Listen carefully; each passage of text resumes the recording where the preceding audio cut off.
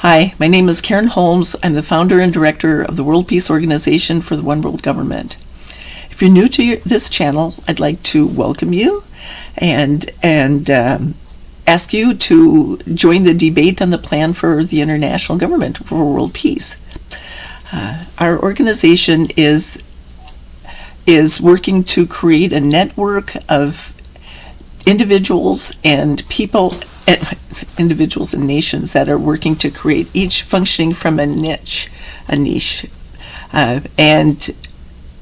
to create a network that will extend all the way to the ends of the planet. So basically, it's that nations will function based on natural resources and individuals on talents and gifts. On both levels, it will be based on what you have, what makes you unique. These are things that are things that come from our Creator, you could say, and therefore it's possible for everyone on the planet to participate in the creation of world peace into this network. Nobody gets left out. It isn't a trickle-down idea. It's a trickle-up idea, but it's also a trickle-out idea where the first people to come into the network are going to be the psychics, the channels. I'm a channel. And my gift from God, our Creator, the Creator of us all, gave me the gift to be able to communicate with anyone on the other side. So as the psychics, the channels come in, then what we're doing is we're bringing down an idea from the spiritual hierarchy from God. And the reason we can do that now, why it's possible now, is because over half the population prayed for peace, and now it can come. We have this idea. So basically, God is working with, God doesn't have a plan for anybody, but God is working with the people who, on the other side, who, like our founding parents, for example, our ancestors, the spiritual hierarchy, the angels, archangels, and all that, and to create this framework, this network of people working together, and nations based on talents and gifts. So the application of that, you could say, is an international government based on these two principles of the U.S. Constitution that enabled the United States as like a melting pot of nations.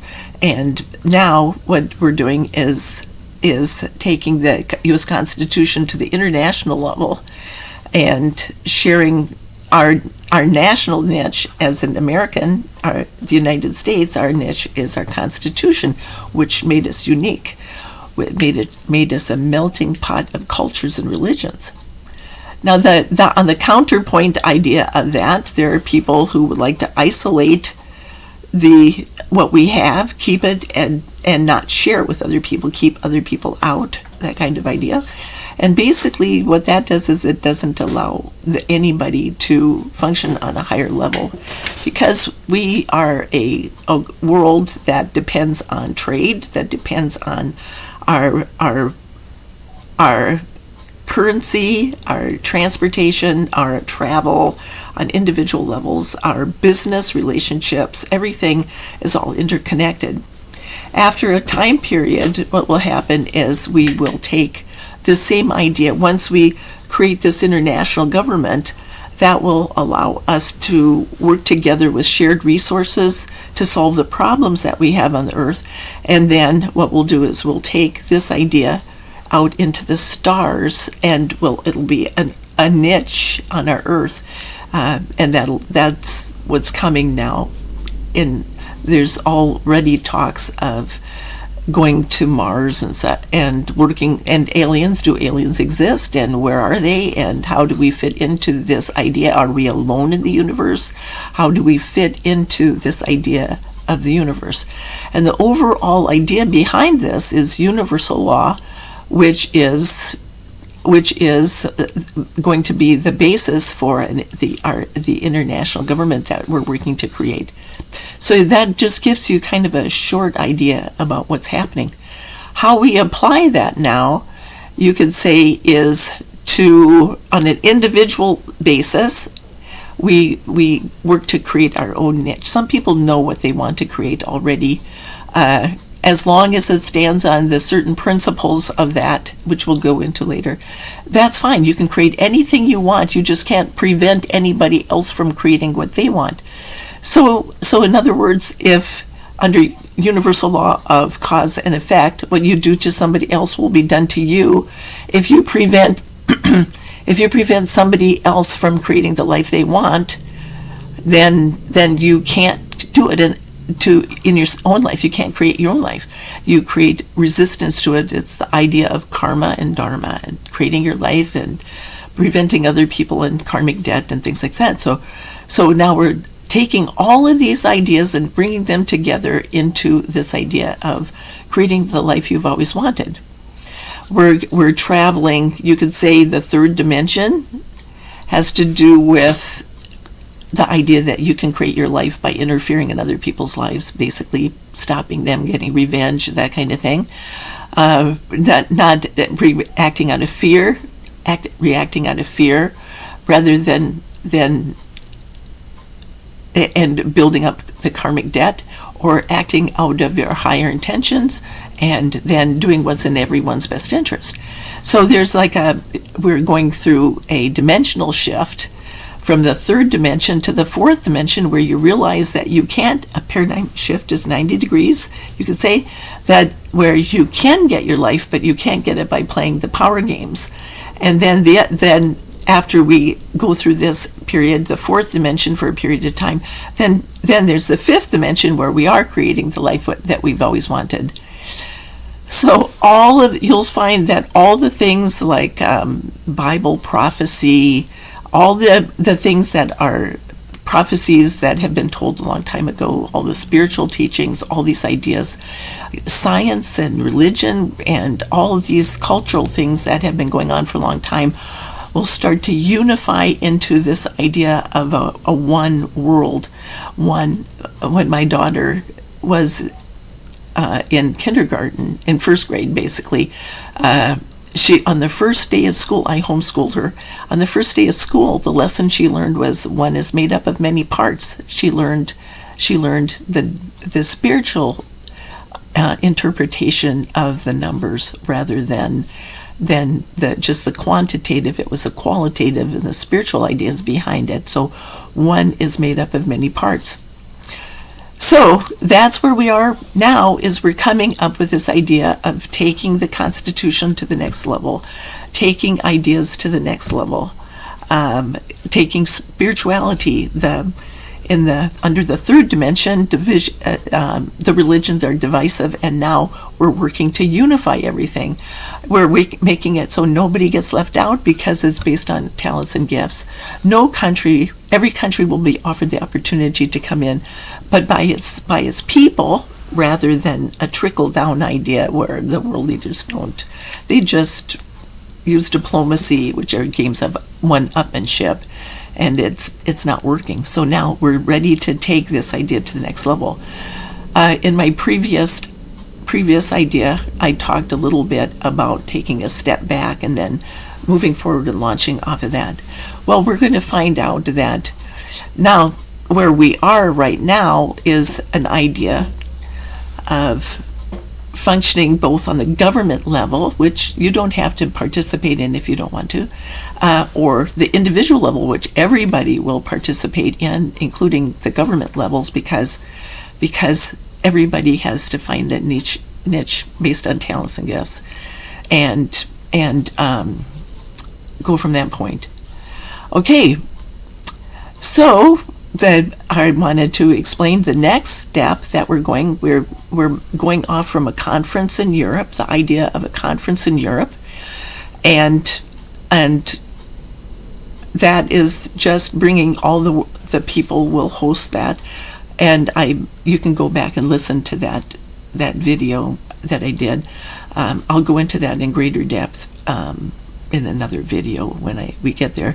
But then now we're pushing off from that, and we're coming to the point of government proposals. How do we get all those governments together? And in the meanwhile, the people will be working. So how do we get all the governments together? Is we introduce this idea starting with 8 government proposals a year, and they're already listed. The first 8, actually 9 proposals, but the first 8 are going for the first 8 countries that are going to be invited to the conference in Europe, and working on dealing with these, bringing them in, have to do with government proposals they're listed on the website, and I'll go into each of those. I wanted to do like an overview idea. So as we go, it'll be like a flower petal. We're going to go back to the idea of the conference, then we're going to deal with the government proposals, and then we'll do how to bring in the people that from my organization to work. And so we're going to working on one idea, and then like the worst case scenario, and that is genocide, the global genocide that came about from the Iraq War. And then, so now that's our first thing, is the exit strategy for Iraq that started a global genocide, how genocides work, and based on the 7 deadly sins, we're talking about revenge, how it works, why it doesn't work. There's books associated with it. So the next step is newsletters that we can send out to the government. We have the government proposals, then we have the newsletters, and then we have the publishing idea, and that allows us to write books to explain the channels, to channel books that explain how these work. So this allows us to start getting the funding that we need and the support that we need for what we're doing. So that's where I wanted to stop today, is to tell you that, but going back before that, there's also for people who don't know how to get started, how to prepare for this time period, that if you want to see a very old website that I did in the early 90s. It's online at suzuranda.org. It's old. I did it with HTML for Dummies. It's there, but it's got some really interesting information on it, on how to prepare for the time period, how to do this on an individual level. It doesn't cost any money. These are they're not proposals. They're just how the individual can prepare for what is happening right now. But it goes back and explains how to do it. So I'll put both links in the description box below. So we're talking about the government proposals, and it's called Track Our Progress. So you can look at that on the government level. You can look at the newsletters. There's going to be a bunch of newsletters coming out, being made available. But if you go back and start the books right now, this is my shipping department. I'm sitting in my shipping department. And basically, this is my first level, and that is working with the independent members of my organization. I'm making it amateur quality. I'm a channel, but I'm an amateur business person, and I'm just learning how to. I worked as a dental hygienist for a lot of years, and now I'm starting my own business. I'm in my 70s, and I'm starting my business for the first time, and I'm learning the principles of business, and it just keeps growing and getting bigger. And basically, if you've seen this before, I don't have a lot of movement right now. That's because I have to work to help everybody that I know function on a higher level and create their own niche. And it's like, I can't just say, I'm going to work with the best of the best. I have to enable everybody to function on a higher level. So I'd ask you to go back and go back into this, suzuranda.org. My spiritual name is Suzuranda when I'm channeling. And then look at what's on that suzuranda.org website, and then it's a personal development website that prepares people for this time period, and I'll probably be modifying it in the future, and right now it's not worth doing it. It's just HTML for Dummies, and it's old, but it has everything you need to get kind of prepare, and there's some interesting stuff there. And then after you do that, you can work with a Track Our Progress, and I'll put links in both of those in the for both in the description box below. So that's all I wanted to say today. I ask that you support the channel, like, share, and subscribe, and like if we can start to use this as the initial idea for the funding for the organization, then basically, and by sharing this, then we can start to bring in people and understand this whole idea. Okay, so that's where I wanted to start today, and I'll like, share, and subscribe. And at this point in time, I'm just gonna let this go. So thank you for stopping by.